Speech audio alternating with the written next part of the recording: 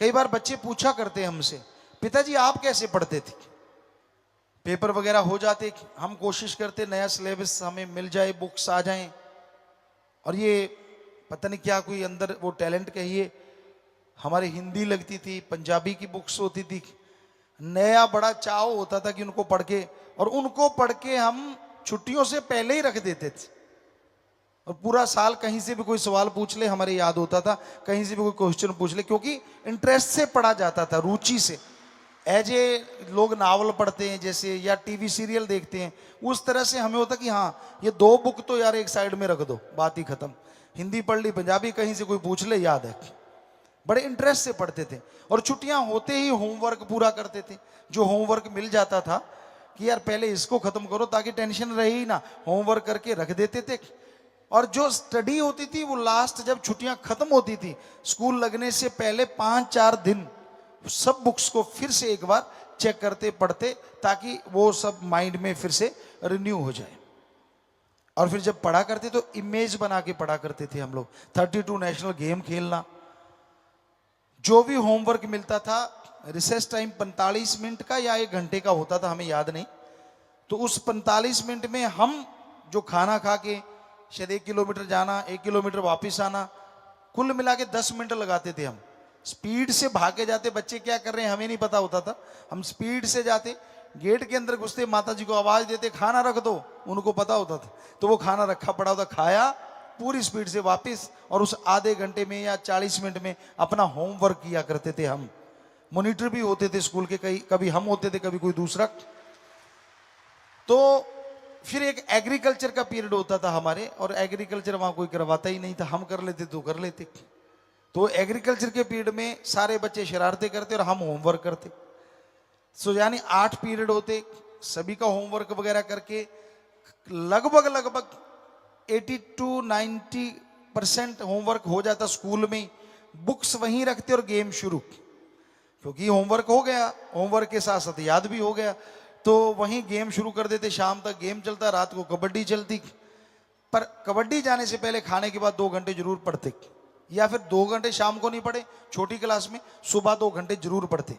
और जब पढ़ते थे तो ये होता था कि माताजी और बापूजी को बोला होता कोई आए ना हमारे कमरे में मत आ जाना, दरवाजा मत खोल देना। कई बार दरवाजा खुला छोड़ के पढ़ते, क्योंकि हम उसको इमेज बना के पढ़ते थे, कि किसी भी फार्मूले की इमेजेस बनाते, उसको लिखते उसकी इमेजेस फिट कर लेते माइंड में।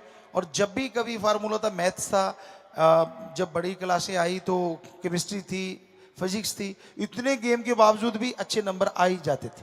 तो इमेजेस बनाई होती थी कि वो इमेजेस निकालते, यार उसके साथ केमिस्ट्री लिख देते ऊपर, जब कोई भी क्वेश्चन लिखते ये केमिस्ट्री लिख के, और फिर उसका वो करते फिजिक्स लिख के, फिर वो तो पूरी इमेजेस खींच लेते, जैसे कैमरे से कैमरामैन खींचते, फोटो खींच ली तो वो बन गई ना याद। तो वैसे ही एक माइंड में हमारे एक मालिक फोटोग्राफर बैठा हुआ, ऑटोमेटिकल फोटोग्राफर है। ऐसा अभी तक ना तो कोई कैमरा है ना कोई फोन, जैसा हमारा माइंड है। आप रिपीट करके टाइम पीस को देख लो। अब उदाहरण दे रहे हैं आपको कि मैंने सुबह 4 बजे उठना है, सुई को देखो, अच्छा 7 पे आई हुई है, 8-9 पे आ गई, अब मैं सो रहा हूं, सही 4 बजे जागूंगा, थोड़ा सिमरण करो, फिर 4 बजे जागूंगा, थोड़ा सिमरण 2-1 मिनट, फिर 4 बजे जागूंगा, सुई को देखो, सो जाओ, 5 मिनट पहले जाग आ जाएगी, आप चाहे चेक कर लेना। ऐसा माइंड है।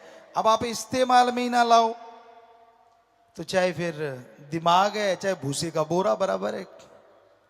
इसमें बहुत कुछ है, इमेजेस बनाओ पढ़ते टाइम। और कई होते हैं रट्टा पीर, हमारे भी थे एक सज्जन रट्टा पीर, नाम नहीं लेंगे हम पढ़ा करते, और जब वो पढ़ा करते सारा गांव सुना करता।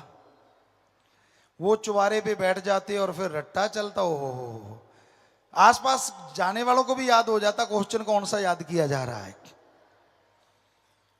हल्दी घाटी की लड़ाई फलां टाइम में, हल्दी घाटी की लड़ाई फलां टाइम में, चलता ही रहता काम। तो आप में से भी कई रट्टा पीर होंगे बच्चों। पर इमेजेस बना के पढ़ने में जो मजा है, यानी पूरा शांत, उस टाइम कोई ख्याल नहीं, कोई टीवी नहीं, कुछ नहीं होना चाहिए। जब पढ़ने लगो तो फिर 2 घंटे पढ़ने की दो, सिमरण करने लगो तो फिर वो टाइम सिमरण को ही दो, बाकी दुनिया से कट ऑफ, पूरे वर्ल्ड से कट ऑफ, पूरे फैमिली से कट ऑफ। सिर्फ बुक्स और आप, सिर्फ राम और आप जब इस तरह से पढ़ाई करोगे तो कोई आपको तरक्की करने से रोक नहीं सकता, ये पक्का है। तो माँ बाप थोड़ा इस तरह से मोटिवेशन करें बच्चों को। और हमारे तो माँ बाप को पता ही नहीं था पढ़ाई होती क्या है, पढ़ा करते थे। ऐसे बहुत से बैकग्राउंड होगी जिन्होंने बहुत तरक्की की, लेकिन उनके माँ बाप को जरूरी नहीं। तो कहने का मतलब यही है कि पढ़ने का इंटरेस्ट होना चाहिए। कई बार बच्चे पूछते पिताजी आप 32 नेशनल गेम, हमने कहा 3 गेम तो हमारे ये दान सिंह चरणजीत खेलते थे, कबड्डी था, वॉलीबॉल था, क्रिकेट था। जब ये थक जाते तो फिर हम शॉर्ट पुट वालों के साथ, फिर जेवलिन के साथ, फिर डिस्कस वालों के साथ, कभी कभी खो खो वालों के साथ भी दांव लगा लेते थे, फिर कहीं हाई जंप, कहीं लॉन्ग जंप, और वहां खत्म नहीं होता था सिलसिला। हम लोग खाना खाते, गांव में सूरज रहते रहते खाना खा लेते, खाना खाते और खाना खाते ही खिसक जाते, या तो आटा चक्की पे, और वहां पे आटे की बोरियों को उठाना। आज हम नहीं कह सकते, लेकिन तब 50 किलो के बाट को हम यूं पकड़ते थे और अपने हाथ से धरती से यूं उठा के यहां ले जाते थे। और आज आप में से फन्ने का कोई 20 किलो का बाट उठा के देख लेना, आपको पता चल जाएगा। हाथ सीधा रहना चाहिए, यूं बाट के अंदर एक डंडी होती थी ऐसे, उसको पकड़ते थे और यूं 50 किलो का बाट, आम सी बात थी, हालांकि और कोई नहीं कर पाता था। तो आटे के गट्टे से बाला निकालना, पूरा 1 क्विंटल को उठाना कि यहां से यहां रखा, यहां छाती पे रखा और ऊपर कर दिया। तो इस तरह के वो गेम चलते। फिर कबड्डी होती गांव में, बुजुर्ग एक तरफ खेलते, हम लोग जब चंद्रमा होता तो हम लोग एक तरफ खेलते, वो कबड्डी होती। जब कहने का मतलब गेम अपनी जगह और पढ़ाई अपनी जगह। आजकल के प्लेयरों की किताबों पे इतनी मोटी परत मिट्टी की जम सकती है, अगर आंधी आती हो तो हाथ ही नहीं लगाते मां दे पुत्र। जब पेपर आते तब फूक मारते, अच्छा ये सब्जेक्ट भी है, एडी मोटी बुक, बोलन के पंजाबी या हरियाणवी, इतनी मोटी बुक, इंग्लिश जरूर बोलनी है लास्ट बुक, उतो ही पता लगता है पुत बुक की बुक, बाकी तो थुक ही थुक। कहने का मतलब जब देखोगे तब तो कहां से मेरिटें आ जाएंगी भाई। पढ़ाई करो, गेम्स खेलो, तालमेल बना के रखो। हम तो सारा खेत भी तो संभालते थे साथ में, वो तो अलग ही चीज थी। सारे गेम वगैरह खेले, शाम को फिर सारी रात ट्रैक्टर चलाना, वहां पड़ोसी थे वो भी जानते हैं, सारी सारी रात भी चलाया करते थे। तो आदमी कर्मठ होना चाहिए, आलसी ना बनो। एक शायर ने लिखा था, कहता एक जमाना होता था जब सब लोग जंगल जाते थे, आज जमाना आ गया जंगल घर में समा गया। हर हकीकत है। पहले बोतल ली, सुबह सुबह जाना, कम से कम 2 किलोमीटर, 2 किलोमीटर आना। आज वालों को तो बीच में काम हो जाए कईयों का। तो आजकल तो बेडरूम के साथ है, कईयों की रसोई के भी साथ है, बनाते बनाते आ गया तो दूर ना जाना पड़े। तो ये चीजें आम हो रही हैं, हैरानी की बात है। फिर तंदुरुस्ती आएगी कहां से? हम नहीं कहते कि अटैच्ड बाथरूम नहीं होना चाहिए, होना चाहिए।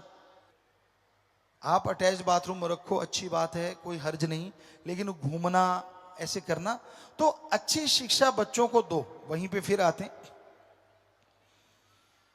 और जैसे मौसम गर्मी का आ रहा है, इसमें पानी का इंतजाम जरूर रखिए। छत पे पानी का, सुबह सुबह कोई बर्तन, पंजाबी जी में कहते हैं तो कूंडा, मिट्टी का बर्तन होता है, हो सके तो कोई छाया वाली जगह हो। आपको पता है कि सूरज चढ़ा और फिर ढलता है तो आपकी दूसरी मंजिल की छाया आती है, पक्षी आ जाए, वहां पानी रख दो। हो सके तो साथ संगत कोई ऐसा सिस्टम चला ले, अगली सत्संग पे कोई अनाउंस कर देंगे कि हर ब्लॉक की तरफ से एक प्याओ लग जाए, यहां रास्ते पानी मिले। पर मजा तब है पानी उनको मिले जिनके पास पानी का कोई साधन नहीं। बेचारे जो रोड्स पे सोए पड़े होते हैं, स्टेशनों पे रहते हैं, या गरीबी में गांव में बेचारे जिनके पास कोई साधन नहीं है, अगर उनको पानी का इंतजाम करो तो मजा तब है। तो मौसम जो ये गर्मी का आ रहा है, सर्दी में आपको कहते हैं बस्तर दो, और गर्मी में पानी जरूरी है, क्योंकि बॉडी पानी की बनी हुई है और गर्मी बहुत ज्यादा होती है, तो पानी वैसे ही उड़ता रहता, आदमी सूख जाते हैं भाई, पेड़ पौधे सूख जाते हैं। तो ये जरूर ध्यान रखें, और जिनको जरूरत है सामान वहां पहुंचना चाहिए, ये जरूरी है। कहीं आप फेंक के आ जाओ वो मजा नहीं है। हाथ से चाहे एक का भी आपने पानी पिला दिया प्यासे को, या किसी अंगहीन अपंग का इलाज एक का भी करवा दिया बजाय फेंकने के, वो 1000 गुना अच्छा है वहां फेंक के पैसे आने से जो आपने इलाज करवाया, जो बेसिकली जो आपने उसको ठीक करवाया। तो प्यारी साथ संगत जियो, मौसम के अनुसार सेवा की जरूरत है। आप जाएंगे देखेंगे बेचारे के अंगहीन होते हैं, अपंग होते हैं, वो उतना इंतजाम तो उनसे हो नहीं पाता। जैसे जैसे गर्मी बढ़ती है पशु पक्षी कुरला उठते हैं। सरपंच जो बने हैं सत्संगी, अगर हो सके तो आवारा पशुओं के लिए एक जगह जो शामलाट या पंचायती भूमि हो उस पर चारदीवारी करके पानी का, हरे चारे का अगर इंतजाम हो सके तो इससे बढ़िया कोई चीज नहीं हो सकती अगर आप कर पाए तो। गरीब आदमियों के लिए प्याऊ वगैरह लगा दें, पानी वहां पे उपलब्ध करवा दें, इससे बढ़िया कुछ नहीं होता। जैसा समय होता है संत पीर फकीर वैसी बात करते हैं। अमल करना आपका काम है, बताना हमारा फर्ज। उम्मीदें इच्छाएं रखना गलत नहीं होता, पर उनको एकदम से पूरी हो।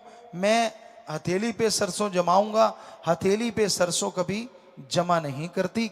उसके लिए जमीन चाहिए, उसके लिए जुताई चाहिए, उसके लिए बिजाई चाहिए, उसके लिए निराई गुड़ाई चाहिए। तो ये सारी चीजें होती है तब जाके फसलें आती हैं। तो बच्चों, पढ़ने वालों, खास करके आप भी जरूर रोजाना पढ़ने की आदत डालो, चाहे 2 घंटे ही पढ़ लिया करो, फिर लास्ट में जाके दिक्कत नहीं आती। और खेलने वाले बच्चे हैं उनको भी यही चाहिए कि गेम के साथ साथ पढ़ाई की तरफ भी पूरा ध्यान दिया करें, तो जरूर फायदा होगा, जरूर आपके अच्छे अंक आएंगे, जरूर माँ बाप का नाम रोशन आप कर पाएंगे। धन धन सतगुरु तेरा ही आशा। सभी साथ संगत जी से निवेदन है कि मेरा चैनल जरूर सब्सक्राइब करें जी।